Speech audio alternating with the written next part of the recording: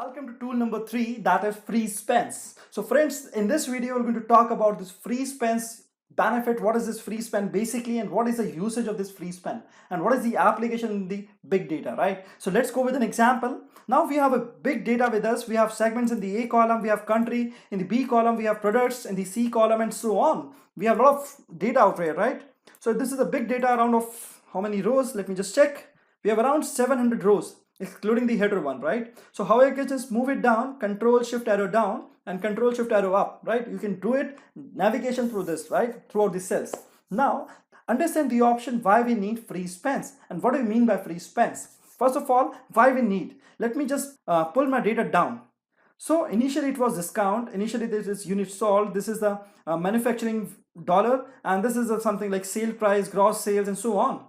So if I just want to check what is this basically, so I will be able to get it because I have 29 rows over here. But when I just move it down, when I just scroll it down, I completely have no idea what this basically figure is all about, what this particular figure is all about, and what this basically is. I can figure it out like these are the countries, right? But I can't figure out the numbers data, right? So it is very, very important. So what I'm going to do in this video, I just simply select this, go to the view option, or when you don't select this, go to the view option, and in the Windows group you find an option freeze spans. Yes, in the Windows group you find the freeze spans. Simply click on this and you have three features: freeze spans, freeze top row, freeze first column.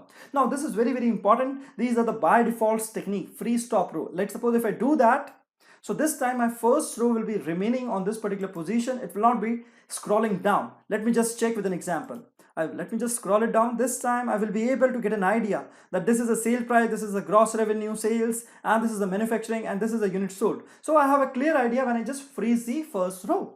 Now move towards the first column. Now you can see like all this data is moving on the right hand side. Now if I want this particular column to be freeze, so I just simply go to the freeze spans, and there is a last option, freeze first column. Simply click on this, so we'll be able to freeze the first column.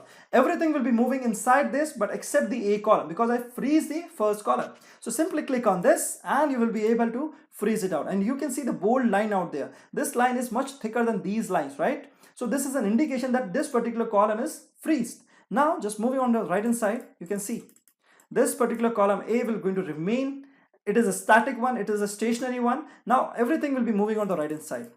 Now just after that, now check some other things. Now move towards the custom freeze spans. Let's suppose you want top 10 rows to be freeze, right? So how you can do that? Now there is a technique. How many number of rows you want to freeze? Just have the idea. Let's suppose we have a 10 rows. Now just select the row which is just below towards the data. So what I'm going to do, which row I will going to select this time? The 11th row. I will going to select the 11th row this time. Go to the view, and there is an option, the first option, freeze spans. When I do this option, when I go with this option, what I find, my top 10 rows will be freeze. Yes, all my top 10 rows will be freeze this time. Let me just show you. Now you can see when you move down, top 10 rows is not moving. Yes, and everything is moving here, right? Except the top 10 rows. So this is again a very, very useful thing. You can apply the same thing for the column as well. I show you for the column as well. Let me just unfreeze that. Now I want top 5 column to be freeze. Top 5 column means this time which column need to select? I need to select the 6th column. That is just right to the data. So my first 5 columns will be these one, right? So I will be selecting F column directly. Nothing to worry about. Just select this F column and go to the freeze spans, and you are going to find that all these 5 rows, all these 5 columns, and you're going to find that all these first 5 columns will be freeze, and you can see a bolder line out there. This line is much more thicker than these lines, right? So this is a clear indication that this is freezed here, right? When I just move and scroll it right inside, you can see every data is moving on the right hand side except these first 5 columns, right? So this is again a very useful tool. I just go to the unfreeze, right? Now understand, we have to apply all things together. Means we want to freeze the rows, we want to freeze the columns, both at a time. But in this previous cases, we can't use both at a time. In this, we have understand how to freeze first row. In this, we have understand how to freeze first column. And in this, we have understand separately how we can freeze the rows and how we can freeze the columns. So now it's a time to understand we can freeze any number of rows and any number of columns. Do you want to check it? How we can do that? Let's go to the example. Now go to another worksheet with the name any number of rows and any number of columns. Now let's suppose take an example. We want to freeze top 10 rows and top first 3 columns.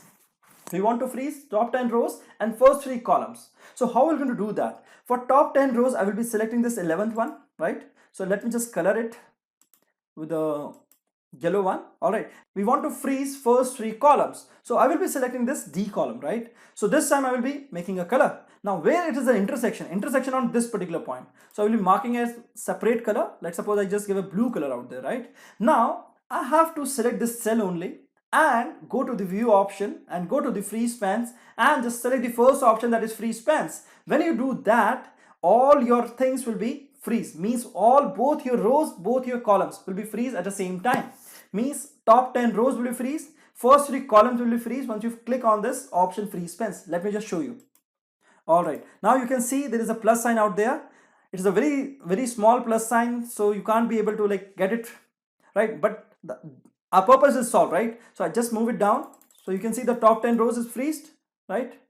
Now just moving on the right hand side, you can see the first 3 columns has been freeze, right? So this is the basic purpose of the freeze span. So I hope friends like you have understand all these 4 things in the freeze spans, and just practice these things 1 or 2 times so that you can have better idea about how to use this particular freeze span tool. All right, so we have an exercise. Just go through that exercise and you're going to find much better insights in that, right? So just practice the things. See you in the next video.